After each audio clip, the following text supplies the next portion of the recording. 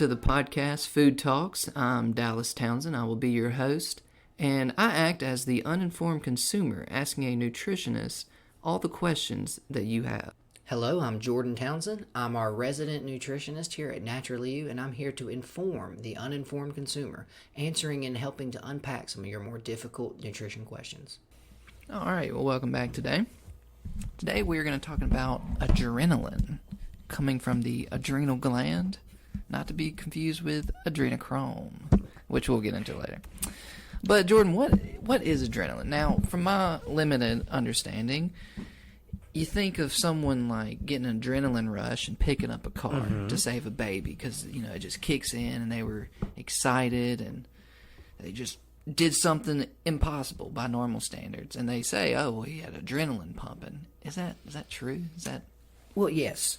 Yes, and it goes into that same, you probably heard of fight or flight. Mm-hmm. It's in that same mechanism of action. And like you were saying, the extreme bravery, heroic feats of strength, those are some things that are kind of correlated with. It'll really pump, you can lift physical items that are heavier than you probably could ever have done before. So yeah, they do have some examples of this, of people picking or pulling themselves out of debris or rubble. The problem is short term you can do that, but a lot of times the people actually have permanent muscle damage and ligament damage because sometimes you can actually flex so hard you rip the muscle off the bone.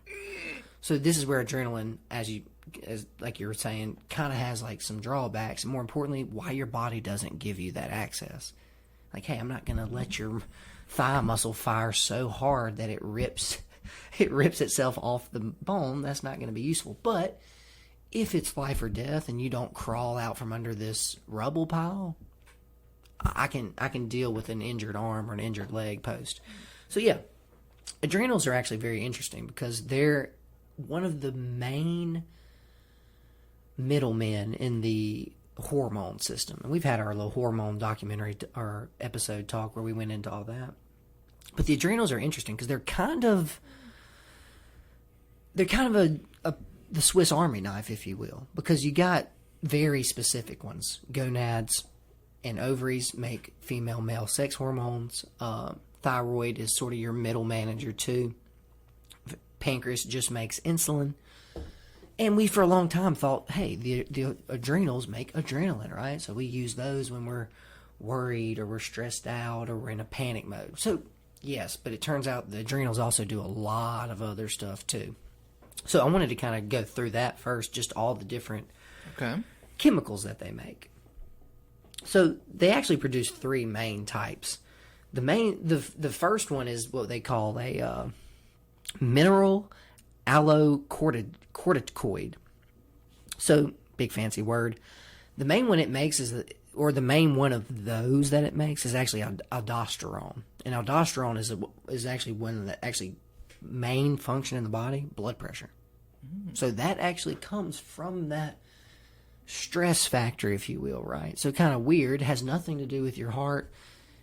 Eventually that molecule ends up in the kidneys, if you remember from our kidney episode. Mm-hmm. That's why the kidneys play into that side as well. But that original signaling hormone, so that's what's kind of, to me, I think is interesting about the adrenals, is they make a lot of the actual final products, but they make a lot of what we call intermediate. They make a chemical that has to go talk to or link up with another organ, and then something is done. And that's kind of what aldosterone is. Aldosterone produced in there moves through the body to then signal the kidneys to either hold on to or let go of certain electrolytes. So just weird, right? If you're not getting that signal from your adrenals, you could start to have kidney issues, or more importantly, electrolyte balance issues.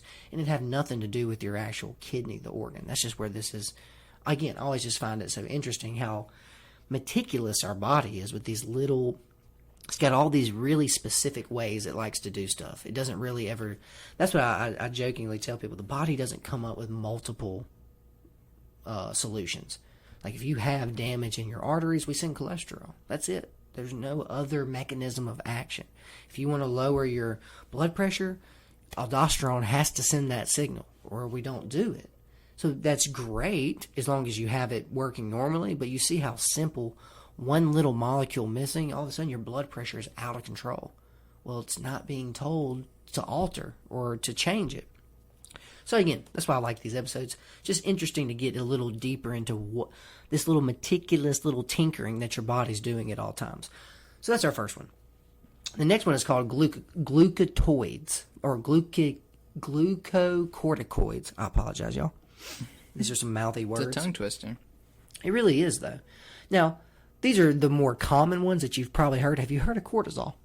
Yes, cortisol, steroids. Yeah, and cortisol is actually what we would refer to basically as a simple layman's term, stress hormone. So when you're in that fight or flight stress, cortisol is a major player in this. So this is the one that most normal people associate their adrenals with. That's what they think about. So this is actually weirdly too, this is just the second. We still have another one too I'll get to in just a second. Now these are a little more complicated than the aldosterone in that these are the actual final products being produced here, whereas aldosterone has to go signal something else. Cortisol is the final product. It then goes and tells other organs what to do though. Because a big thing cortisol does, the main thing it'll do is it actually drives your appetite up, so it makes you hungry and it slows fat burning down. So, interesting little hormone. Goes to the brain and tells the brain, hey, you need food, but it also goes to the fat cells and says, hey, y'all aren't allowed to be used. The thing is if you go back in human history, the reason that's one of the most base reasonings for this, the number one stressor early humans entered was hunger. Famine was extremely common. Winter happens every single year. So you see how if you're under that chronic stress, the first thing your body wants you to do is if you find anything edible, even if it doesn't taste good, eat it.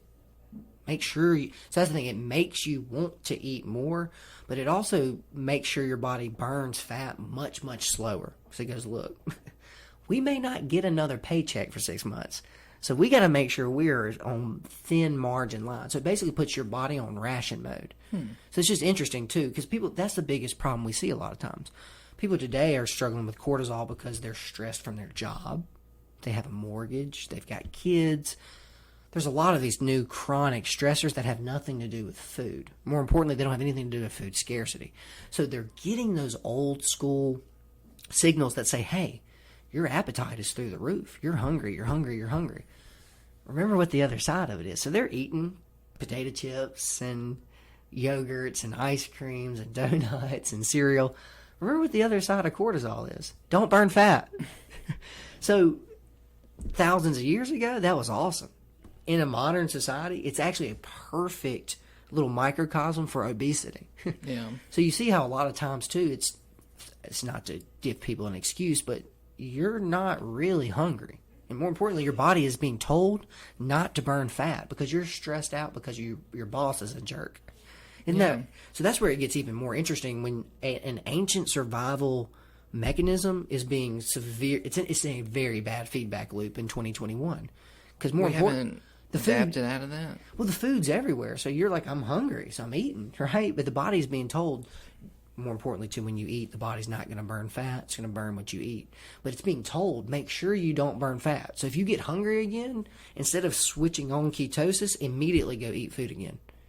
Because we're in famine mode, right? That's the only time someone's been stressed for 10 years. How long would it take us to snap out of famine mode? Because, I mean, there's been multiple generations with food security in America. The famine's not causing it. You see what I'm saying? The body's only chronic stress 10,000 years ago was food insecurity. Yeah. Whereas the acute stress, and that's what, just so y'all know what I mean, chronic more than 30 days. Acute less than 30 seconds. You either get away from the tiger or you don't. That's what I was going to say. That's the other side of this whole thing. Fight or flight. Remember? So the other side of it is, remember, cortisol and cortisone especially, that's the other one. We as you know steroids, because they have a very good ability to do what? Reduce inflammation. So if you have swelling and puffiness, your body makes all of these things. That's what's kind of interesting. All the steroids and things that we have, we have synthesized artificial versions of the things our body produces. A good example of that too is if you are running away from the lion, but while you were running, you fell and scraped your leg. Well, when you get back home, the cortisol in your body is going to make sure that inflammation and stuff is brought down, that other nutrition is brought to that area. So it has more of that effect too. But the real point I'm trying to make here is you either get away from the tiger or you don't. So the body doesn't do very good with chronic stress. It's a bunch of acute short-term things. Like I said, the rhino shows up. Yeah, okay, either you hide and he ignores you and goes away, or he kills you. So the body's good at that. Hey, you either got away or you didn't. So, I know the body makes its own adrenaline, but is there any benefits? It's like, say, a fighter, right before he went into a fight, took like an adrenaline shot. Actually, it turns out adrenaline can actually cause you to be less reactive. Really? It can actually narrow the focus of the brain a lot of times. So I'm glad you brought that up. So I want to give you the example, then we'll go back to the fighter. When you go into this fight or flight mode, you see the lion sees you. So a lot of stuff starts happening. First thing, pupils dilate. That's why we say time seemed to slow down. Time did not slow down. Your perception of that. Your brain is crunching more data faster. So to you, a second seems like 5 seconds. Because you're actually making sense of it instead of it just streaming in at normal rate. Yeah. First thing happens, the eyes dilate. Second thing that happens, all the arteries constrict. That's why a lot of times stress can lead to heart attacks, strokes. Your arteries and things get smaller. What's the benefit of reducing blood flow if you see a line? If you restrict, it increases. So if you increase. squeeze them, yeah, you're right. Sorry. tighter. So Makes now, it move way quicker. faster and more importantly can get into the muscles. Remember, you're actually trying to get it out of the arteries. Yeah. That's kind of the other, right? The vasodilation brings more back out and into the circulatory system. But that vasoconstriction pushes it into the muscles, which you want to fire because you got, more importantly, gets it into the lungs so they can soak up more oxygen too. But again, you see the other side of that, increases your risk for stroke and heart attack. If you're smoking and eating crappy food all the time, well, hey, you just got tinier arteries. It's not that you're necessarily more unhealthy. It's just that if you throw a clot, it's going to affect you, not the other person. The second thing that happens, digestion comes to a complete stop. So all these other, that's what's kind of interesting to think about fight or flight, cortisol, these things, is it kind of turns all the background apps off. And it puts all focus on if we do not run fast enough in the next 30 seconds, it's all over. So you finishing digesting those berries doesn't matter. How long does this fight or flight adrenaline surge last? Like, how long would your veins be restricted? So those are usually not long enough. I look that up. See if you can actually look. I would guess it's no more than 5 or 10 minutes max. That's what I was going to say. Cortisol will stay around a lot longer. That's when you shift into more of that chronic stress. And that's outside of fight or flight. Because, Dallas, you know the threats. The threat is your boss, but you have to deal with your boss because you have to pay your mortgage. And your kids have to go to school, and you and your wife have to eat. So that's where it gets weird. You're not afraid of your boss. You're not threatened by your boss. You're not fearful of your boss.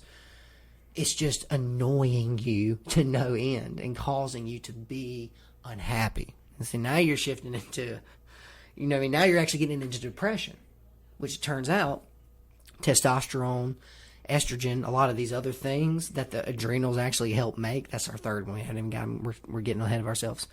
Also produced by them. So they play into that whole depression thing as well. It's so crazy how they're all tied back into the same thing. Does it say how long? The first article didn't, but I'm on medicine.net. Well, even think about this too, Dallas, just while you're looking, just so we can talk a little bit.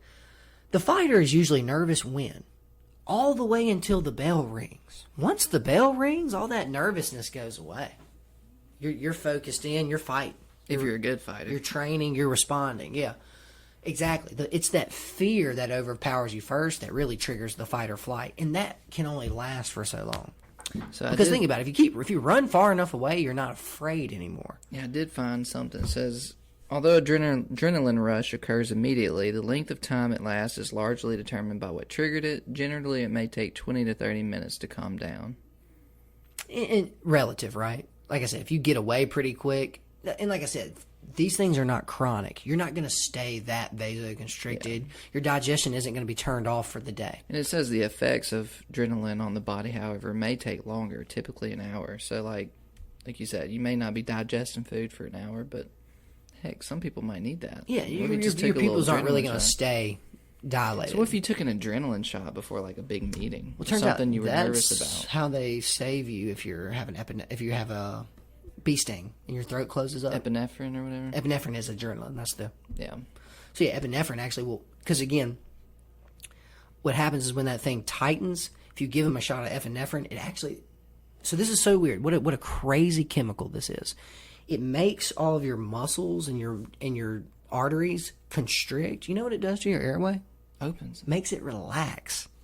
I mean, I guess It it makes goes sense. the- You can get more oxygen. But what a weird increase chemical. blood How does this flow. chemical, when it hits these, it does that. When it hits this one, it does the exact I can opposite. admit, adrenaline sounds like it's all plus So it, upside well, here. it opens up. The only problem, too, that heart flies. Yeah, but if you got a good heart, that's... You see why I can kill people It's that just like running the More car on importantly, turbo. you see why you can scare somebody into a heart attack. Yeah. You I can guess actually... More importantly, you've watched The Office. That's what happened to Stanley. Stanley, yeah. Started panicking. Those things clamped up. Well, he could have even thrown a clot in the middle. That's a stroke. It's less of a heart attack. But if a heart attack is when that artery feeding the heart gets blocked. And it turns out those are the smallest arteries in your whole body. Are the ones that actually go to the heart itself. So, right, yeah, no, just funny. All that stuff started happening. All of a sudden, his body went, hey, the thing's not pumping anymore. I just don't see why you wouldn't be taking an adrenaline shot, like right before a big fight or something. Well, actually, the opposite. Because really, you would want... The problem is, again, adrenaline can blur the logic sense sometimes, right? You ever seen people panic and the door was just open and they had to just but open if the door? you're- They're throwing chairs through the glass. They're ripping out ceiling tiles. Yeah, but if you're willingly taking it, it could be used as an advantage if you're So- prepared for the... Let's treat it like the drug that it is, though, right? So if it is, right, it's like saying, well, you could take a little bit of an opiate. It wouldn't hurt if you got punched. Well, it's like, yeah, but my brain moves slower now. So yeah, it doesn't hurt as much, but the opiate is having effect. The adrenaline is having effect. On some level, it's going to muddle you. It's going to narrow your focus a little too much, would be my thought. Whereas if you don't have that adrenaline surging through your veins, not only are you a little more calm, you're a little more logical. So you start to notice, like, the adrenaline person is the one just punching his opponent full blast. The non-adrenaline person is the person who goes, after he throws this third right, I'm sweeping his feet. Because he keeps overstepping. You see what I'm saying? It would allow you to see that. Potentially. It would allow you to see that detail that adrenaline wouldn't. I would like to see Conor McGregor and Khabib fight with adrenaline. Well, that's the problem. Fight or flight is that. You They either... probably have natural adrenaline pumping anyway, so you really don't need a shot. Well, can I give you the other side of this? A Give lot me the of other side. a lot of pro esports gamers take these things called beta blockers. Are you familiar at all? I've heard it. I don't know what beta is. So it's a heart drug. So again, remember, not the adrenals directly, but that's part of what they affect. What it is a beta blocker prevents your heart from responding to adrenaline. So if you're on a beta blocker, I could blow this door up. You're not going to miss a beat. You're not even going to But flinch. if you have adrenaline, is it still affecting the other parts of your body? But the beta just helps your Beta heart. blocker it makes it where the heart specifically Okay. does not respond to that. So like those adrenalines, you could even have an adrenaline rush. All that other stuff would happen. The heart would, Still pretty constant. it would stay steady as a arrow. It would not break form. So that's what's even more interesting is the beta blockers even have more of a benefit there because they keep people calm. They keep them relaxed. They don't let them get into that, because again, you know what happens too. A lot of times, like I said, when you get into that panic mode, logic almost starts to drift back. You're getting to a almost purely instinctual place, which is either I overpower this lion or I escape this lion. That's it. There's no other option here. So I want to go back. When's the last time you had an adrenaline rush? Had to be driving or something. Someone freaking swerves in front of you or does something. It's like I said, that time starts to slow down. It's like you can start to see it coming. You're like, is it gonna stop in time? Your last true adrenaline rush was probably when we were kids and we set the pasture on fire. Yeah, no, that was definitely one. It of them. looked like your adrenaline was rushing carrying that No- 8-gallon no bucket logic, of water. right? Right? I was gonna go back up top, fill it with water, and run it back down. I feel like you should describe this story real quick, just so people know, because this is a good example, exactly of what happened with adrenaline. We had a small body of water. It was winter. We had fireworks for some reason. About 200 yards out in our pasture, so it's isolated, but it's kind of a dookie pond, honestly. I was going to say a small body of water. When you don't have septic tanks in the country, you have a dookie pond. I digress. Anyway, I don't know if we were lighting the fireworks or we were just being assholes and just lighting grass on fire directly and then putting it out. It's dry. It starts to spread. So my first thought was we have to get water. So I ran up there to get a bucket, dumped water on it, but then I was going to go back. To fill it up with water. And Dallas is like, hey, why don't you use the huge body of water right here? But there you go. That's your body on adrenaline. Yeah. It can only see the trees. You were moving quick, though. It can't see anything more.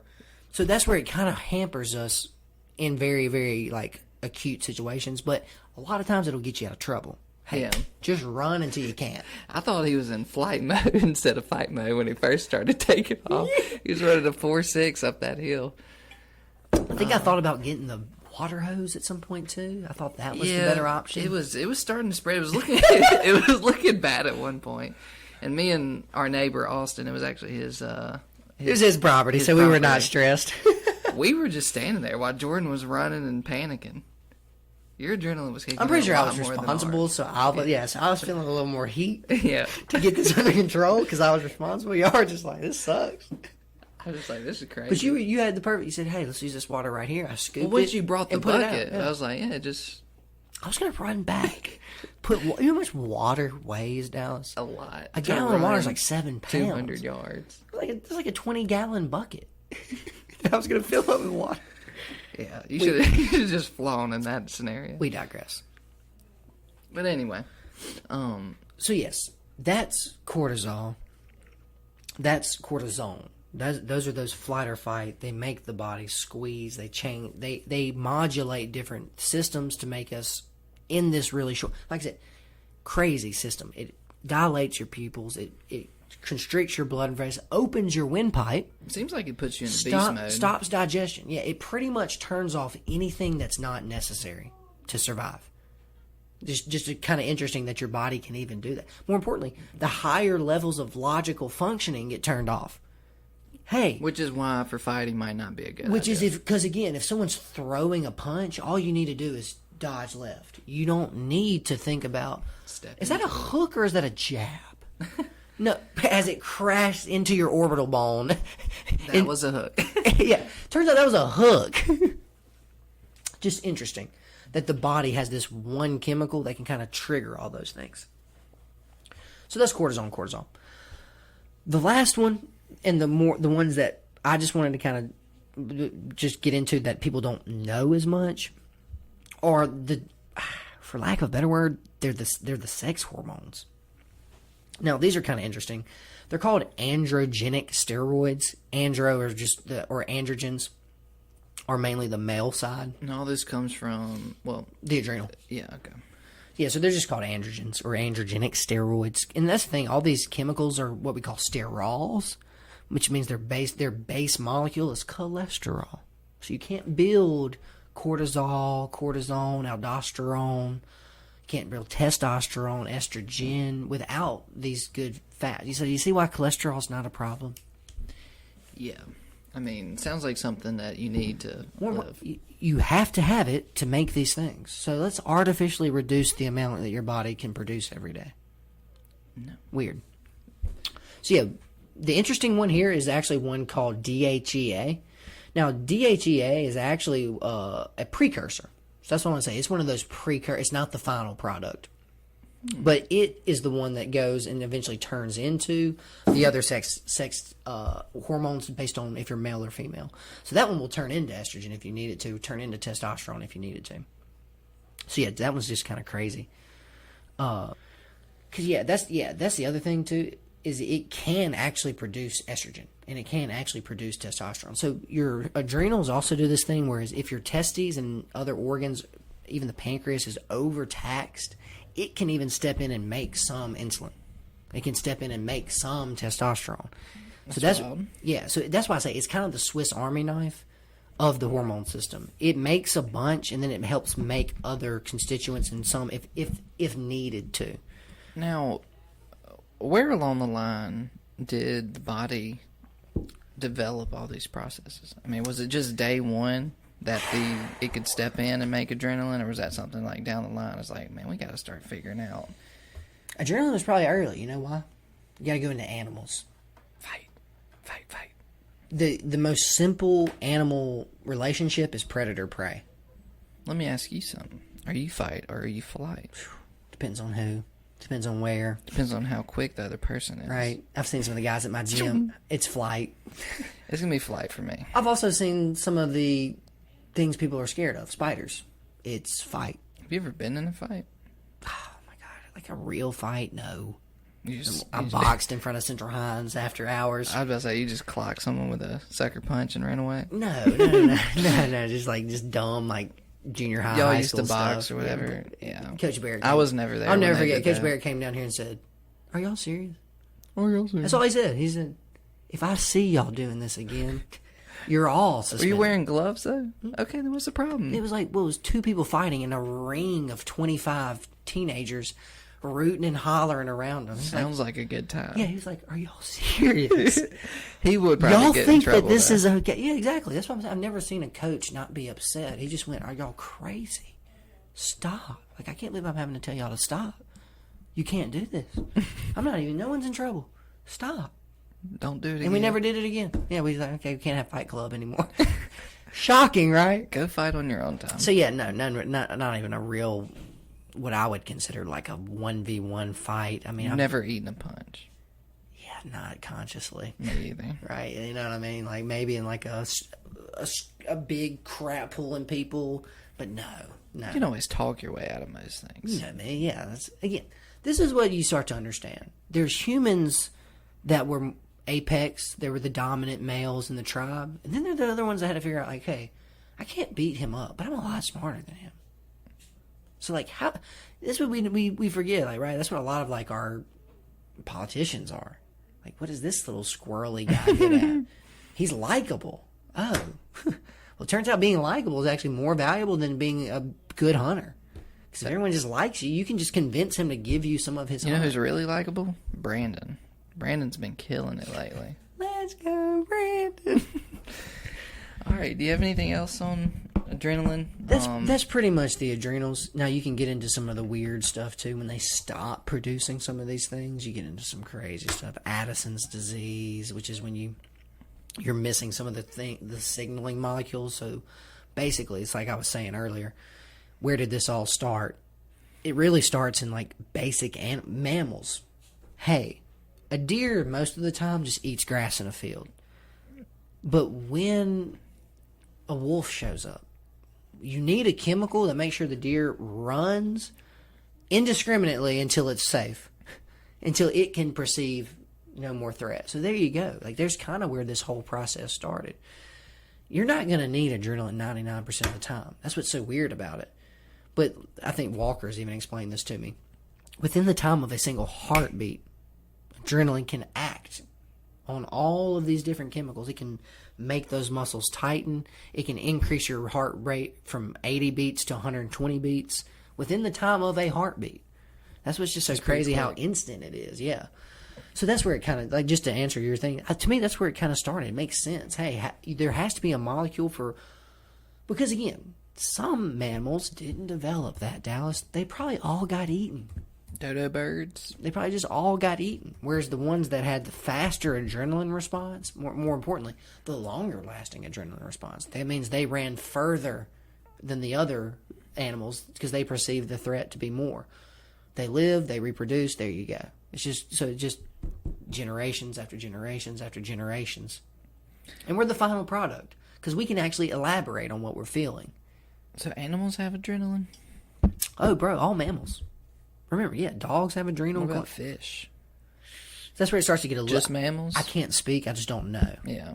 Because again, mammals. Just All mammals. mammals have pretty much the same biology we do. They have lungs, they have hearts, they have stomachs, That's why they're mammals. they have kidneys, they have intestines. They have pretty much all the same parts. Where you start getting into insects, it's just a tube.